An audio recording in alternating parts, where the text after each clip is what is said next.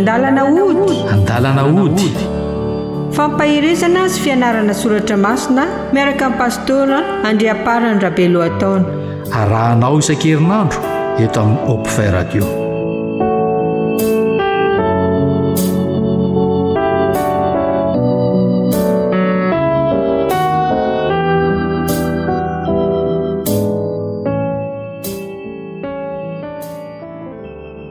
faly miaravantsika rehetra indray a ny tenako anatin'izao famelabelana tsoatra masina izay irahantsika mifampaeo eto izao a mitondra ny lohateny hoe andalana mody. Alohany andiniantsika ny tenin'Andriamanitra sy anokavantsika ny tenin'Andriamanitra dia andeha hanondrika lohantsika isika hivavaka.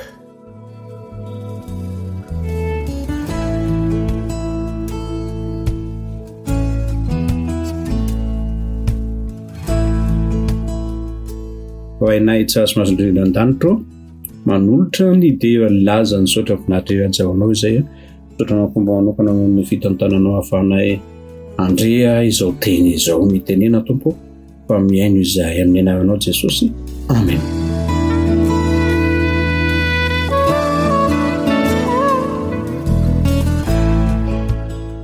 Tamin'ny farantsika nakasika ny hoe ny tokantrano dia mila manana Andriamanitra, satria rehefa manana Andriamanitra ny tokantrano dia mitantsetra foana iny olon'Andriamanitra iny manelanelana manome vahaolana. Ny olon'Andriamanitra dia mpitondra vahaolana fa tsy mitondra olana hovahana fa mpamaha olana amin'ny toe-javatra rehetrarehetra. Toy ny atrehantsika dia nifantoka teo amin'ilay teny fikasana anankiroa ao amin'ny Exodosy 20:7-12 Jehova hiado anareo pe anareo kosa angina.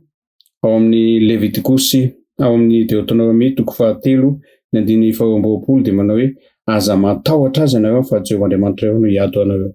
Dia ny azo antoka dia izao hoe efa Jehova no miady dia mpandresy tsika. Fa itsika no hiady mety mieritreritra fa handresy kanefa mety ho esy koa tsika.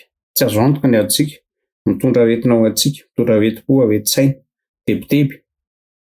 Fa rehefa Jehova no miady dia mpandresy mandrakariva antsika. Ho mitokantrano na fiainana na fianarana, ny ninona aretina sy ny sisa rehetrarehetra, ny asa, ny rabola, fotoana sy ny sisa dia miditra an-tsehatra Andriamanitra.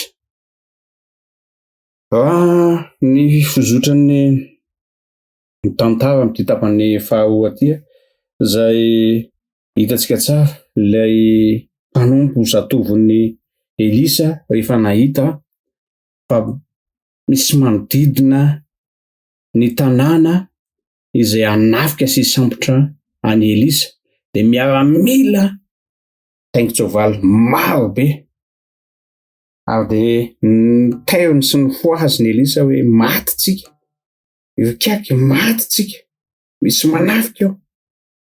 Fa ozy Elisa hoe tsy izany hiady fa Jehova no hiady.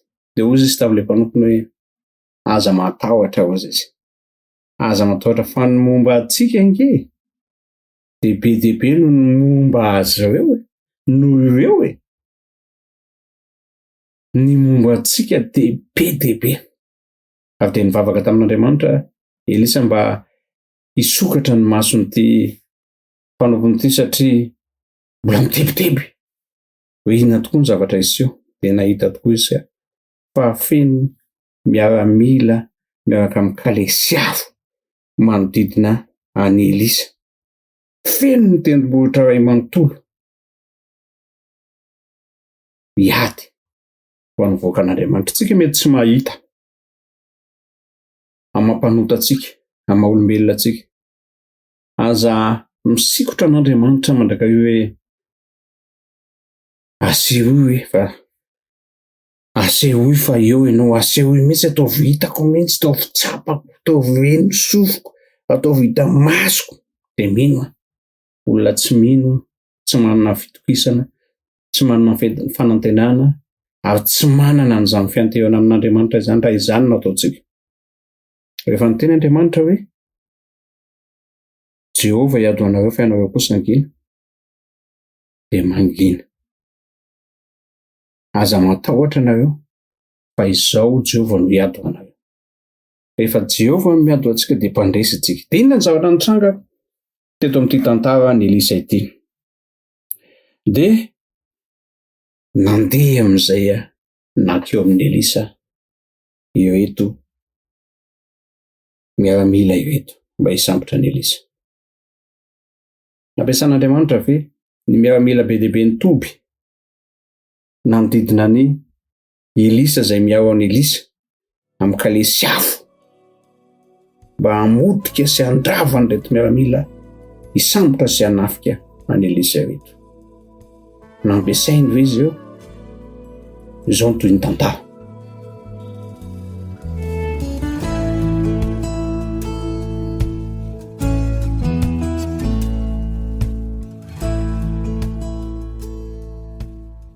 Efa tonga teo amin'ny Elisa dia nangataka tamin'Andriamanitra Elisa hoe ataovy mahajambena ny masondreo, ataovy tsy mahita, tsy mahafantatra. Tamin'Andriamanitra izay ilay hoe fiarahana amin'Andriamanitra, fifandraisana amin'Andriamanitra, mihaino foana Andriamanitra. Dia nanontany mahakasika an'i Elisa reto olona reto, nefa Elisa no miresaka amin'itozy Elisa hoe tsy ity le izy, tsy ity le lalana makany amin'le olona tediavinareo fa andao arao anareo zaho eo amin'ny 19 ao Elisa taminy, tsy ity no lalana ary tsy ity no tanàna fa manarahy ianareo dia hitondra anareo ho any amin'ny lahy tediavinareo dia nentina nakany Samaria eo. Samaria nefa dia ao ampovoany ao amin'ny mpanjakan'i Israely, ao ampovoan'ny Israely.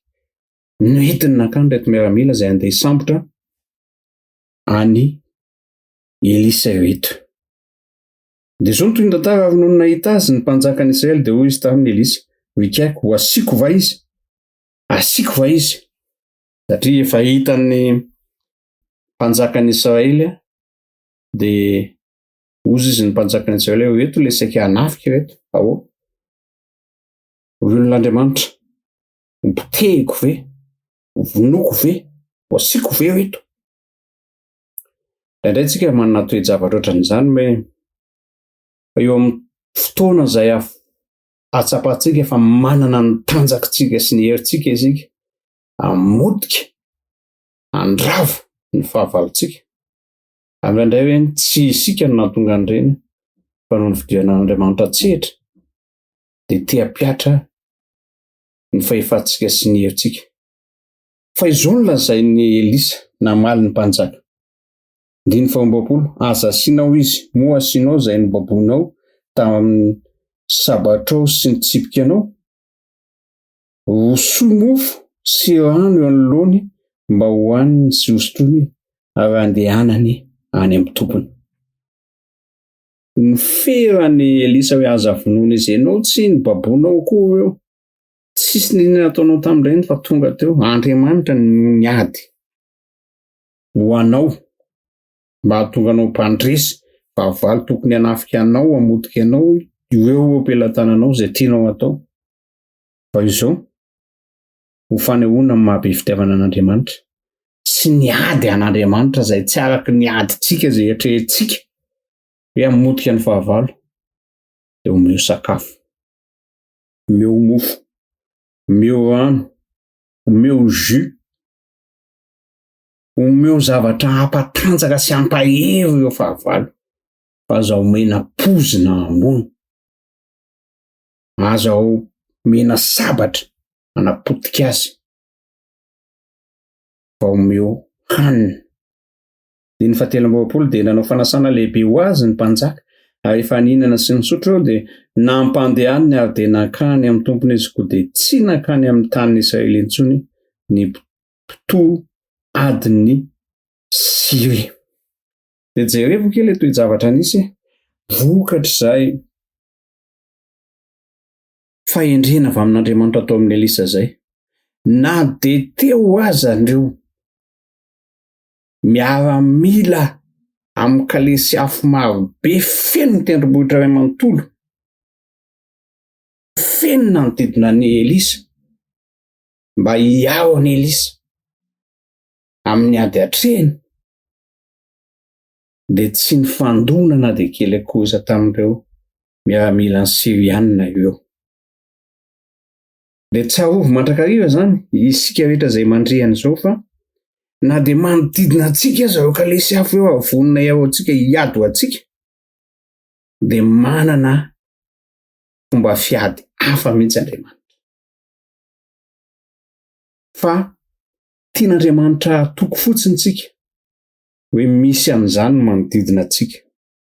Isan'andro dia misy an'ireo miaramila an'Andriamanitra eo manodidina antsika, anjelin'Andriamanitra miaramila mikalesy afo manodidina antsika.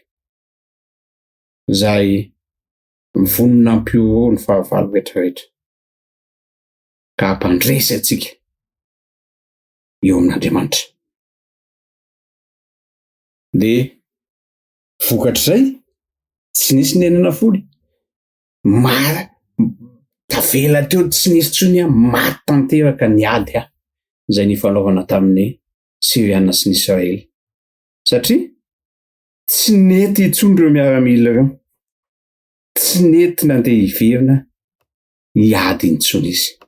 Ahoana tokoa moa nandeha hiverina hiady raha ny tokony izy ireo afa maty ary fahatsapan'izy ireo tsy izany ny fahazahoanay ny Israeliana, tsy izany ny fahazahoanay ny olon'Andriamanitra, tsy izany ny fahazahoanay ireo saika nitafiantsika ireo. Ary fantatray fa tsy ho resinay mandrakizay ny olon'Andriamanitra izay mivavaka amin'ny Jehova ozy reto miaramila ny Siriana reto. Ka na ahoana ny taonao mpanjaka ny Siria, na ahoana ny taonao mpanjaka, dia tsy handeha hiady amin'ny Israely intsony izay, tsy hiady intsony. Rehefa Jehova no miady dia mpandresy mandrakariva isika, satria izy no tompon'ny fahendreny, tompon'ny hery, tompon'ny fahalalana.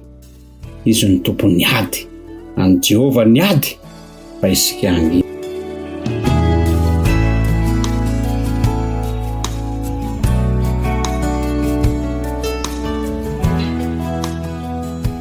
Ao amin'ny Romanina toko fahavalo ny andininy manomboka eo amin'ny andininy fahafito amby telopolo dia ozy hoe Romanina toko fahavalo manomboka eo amin'ny andininy fahafito amby telopolo dia ozy hoe kanefa amin'izany rehetra izany dia manoatra noho ny mpandresy isika amin'ny alalan'ilay tiantsika.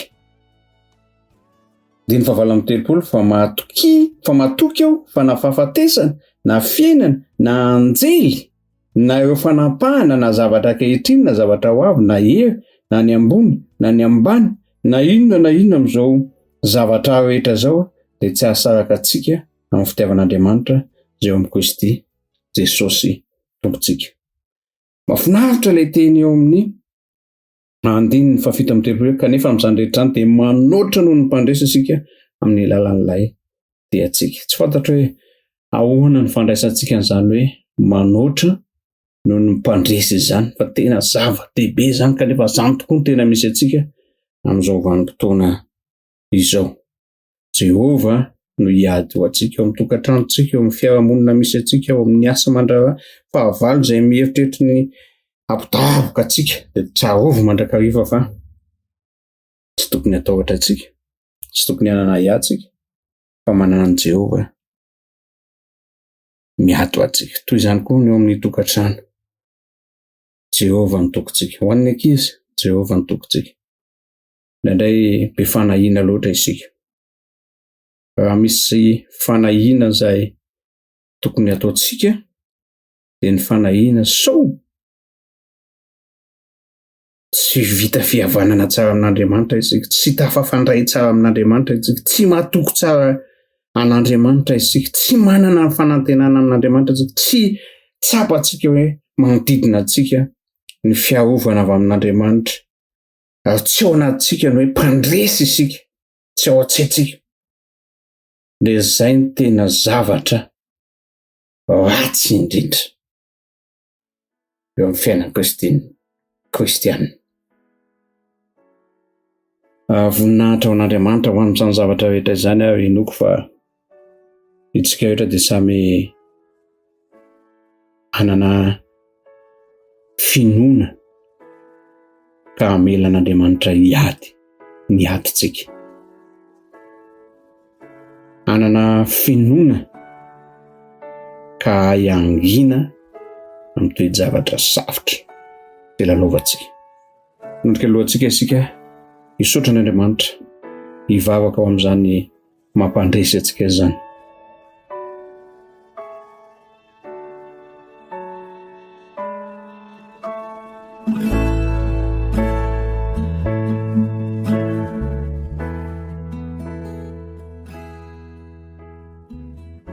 Vainay izay ny an-danitro sambatra izay manana anao ilay mpiao anay, ilay mpiaino ny vavakay, ilay manome fanantenana anay mba hanananay fiadanana, ilay miao anay mba hangina, ilay hisolo anay amin'ny ady hatrehanay, ilay mampandresy anay, ilay manome anay ny hery rehetra hiatrehana ny toe-java-misy, ary ilay manome finoana sy fanantenana anay. Apetrao anatinay izany rehetrarehetra izany ary misaotra Tompo, atao fimpandresy eo amin'ny fiainanay manontolo izay, atao fitsapanay izany, atao voasy lahatra izay Andriamanitra fiainao no miady ho anefa izay kosa angina. Manao ny teo laza misaotra voninahitra aza izay nao hatramin'ny taloha ary mandrakizay. Misaotra Tompo. Amen. Dia mametraka ny mandra-piresaka sy mandra-pitafa ho amintsika rehetra indray a. Andriamanitra ny fiadanana ny ombantsika tsy avy. Misaotra Tompo.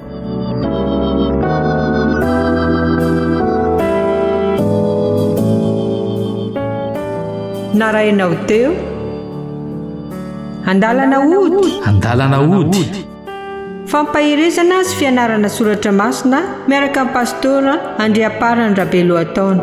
Arahanao isan-kerinandro eto amin'ny Hope Radio.